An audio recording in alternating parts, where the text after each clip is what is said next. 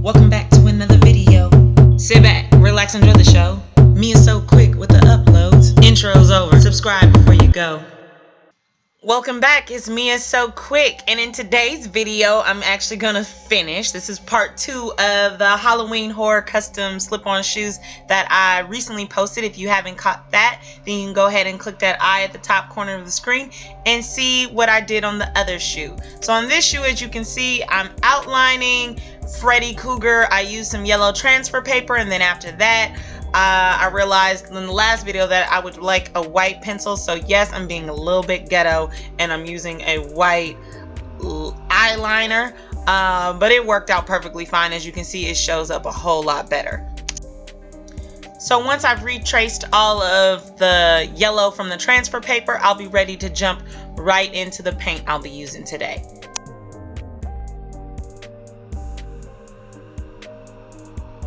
Now for today, I'm going to be using various colors. I'm going to go in with always my flat white Angelus leather paint. I like to do that as my base, and I mix it in with some GAC 900 since I'm working on canvas shoes, and that'll help it for a fabric. And then I also use the duller, and I put it all in just a little mixing jar and mix it all up. Once I've got it at a consistency that I like, I just apply it directly over this entire image. How about you guys out there? Have you guys done anything or planning anything for Halloween? I was gonna dress up like a super scary character this year. Yep, I'm gonna go as 2020 because I don't think there's anything scarier than that. You guys let me know. Once I've got my white base down, I'm gonna go in with my heat gun, and I'm just gonna go ahead and set that. Because I have that GAC 900 and it's a fabric medium, you're gonna have to heat set it at a high temperature so that the paint actually will adhere to this canvas. Once I got the whole base down, I'm gonna go in with this orange and this purple by Angelus, and I'm gonna mix these two colors to get a deep dark brown that I'm gonna use for Freddy Kreuger's hat. So I'm also got to make sure that I add in the GAC 900 so that way this paint will adhere better to this canvas surface of these shoes. And once I've got all of those, I just go ahead and take a little brush and I begin mixing them all together. You can always go back and forth, you know, add a little there, add a little bit more, until you get to a color of your liking. Now that the color's all mixed, I'm just going to go ahead and start painting in the hat. As you can see, just taking a small detailed type of brush and laying that color down. As you can see, once I had got the base color in, I went in with some black, and I made some darker brown to kind of beat up to the hat that he kind of wears and highlight it in a couple areas. Then I went in and I mixed some colors to get Freddy's skin tone, and then from his skin tone, after I get that down, I'm gonna use various colors to try to, you guys have seen Freddy Kreuger, he's burned, so his skin is, you know, it has a bunch of scars where it looks like it's deteriorated and where it's been severely burned. So I went in at first not knowing how I was going to do this and just kind of making a bunch of swirls with my brush to try to get a texture down. And then I also went in with some red and some yellow and also some brown, and just kind of making little squiggly lines all across Freddy's face. And for the most part, I think it kind of came out really good when I did this.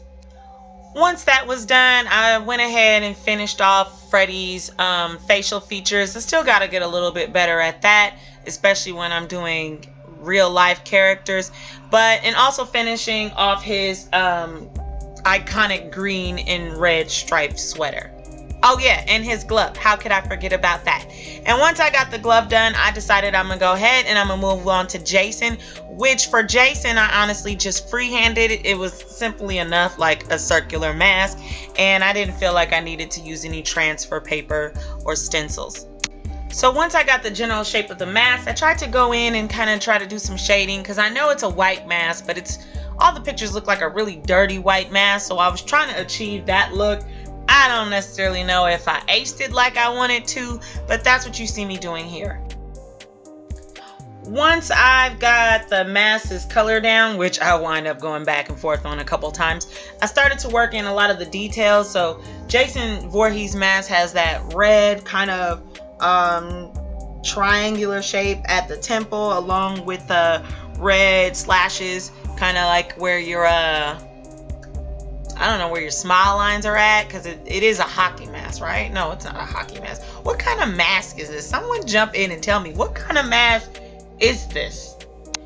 Once I got all the details, I went ahead and heat set it again, and I must tell you, noses are the death of me. I hate noses. Why do humans have noses? They're like the hardest things ever to draw and to capture and not make you just look weird. So now that I've completely given up on Jason's nose on this mask, can you guess the last character that's going on the shoot? Yes, I said the last character. I know the last one had 10 characters on it, but I just did not have the energy to do more than 3 for this one. So, as you can see here, I pulled out my little white stencil because I thought I was going to try to, you know, be real artistic and do some drawing. But every time I drew, I realized, like, crap, if I'm only doing 3 characters, this isn't big enough. So I did all these lines only to pretty much blot them all out with paint by the time I actually was, you know, deciding to actually draw this character. So as you can see, I've already filled in the base color of the skin tone for this character, and it does not match the dimensions of my drawing underneath. So we're just going to ignore the fact that I even attempted to do that. But next thing you know, I'm going ahead and I'm starting on the actual costume of this character. And at this point, if you haven't figured it out, like, now's your last guess, because in the next clip, it's probably going to give it away. So go ahead now and type in the comments if you already know what is this character going to be. Okay, I can admit that the head is probably a little off, and I might have, or, you know, maybe I didn't forget that people have necks. But it's a learning process, guys, and I do not pretend to be an artist beyond this last couple months when I just started picking up a brush. So I've still got a lot to learn. All right, time's up. Did you guess Chucky? Okay, yes, Chucky has that iconic little kid shirt, striped shirt with the overalls.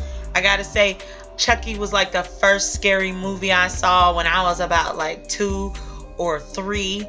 I guess it was a good thing that I wasn't into dolls then, because Chucky probably would have made me never want a doll. Do you guys remember those little pull string dolls that used to talk too? I think my cousin had a Pee Wee Herman one that used to say, "I know you can, what am I? I know you are, but what am I?" Right? Did anyone actually have a Chucky doll? I never actually seen them on the shelf, but I know they existed. I didn't want one anyway. But Chucky was by far, like, I don't know, I really liked the movie. I don't know what was about it. It just being a sadistic little man in a doll's body was just a weird concept that, I don't know, I was really into. And the fact that he was torturing, you know, and terrorizing little kids. But as you guys can see here, I went in with a little graphite pencil to try to draw in some of these details, and then later going in with black. I gotta tell you, like I said, I was pretty tired at this time, and realizing that Chucky was looking like he kind of had a big egg head, but close enough for my liking, because these shoes don't actually belong to anyone but me, and if it's good enough for me as I'm walking, that's all that matters. The best part about this whole Chucky one was definitely doing the scars. I got to be real creative with that, just doing a bunch of squiggly lines and then some slashes through it, took like some cuts, and then trying to get his hair. And then I went ahead with my heat gun as always and just tried to set that. And then I'll go back in later and I add in some more details to his scars as well as just his hair strands.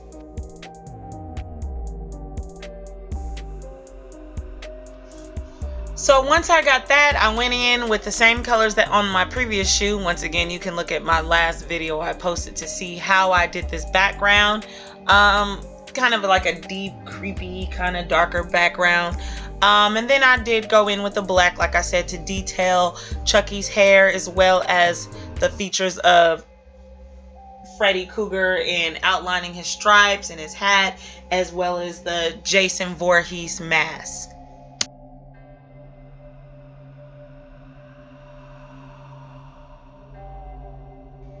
Once the outlining was done, it was time for the most satisfying part, where you get to remove the tape and see those crisp lines.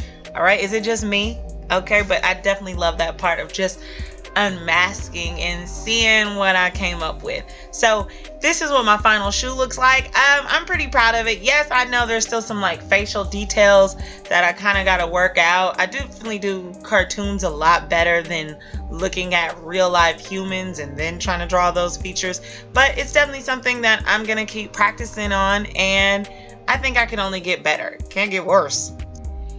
In the end, this is what the final pair side by side look like together, and I'm actually really proud of myself of how this came out. Okay, I do need to spray some Krylon matte finish on the shoe that I just did, because I kind of forgot to keep adding in the duller, and that's why that shoe is a little bit more shiny. So definitely remember to keep your duller if you don't want your shiny shoe, or you can always get some Krylon matte finish aerosol spray can.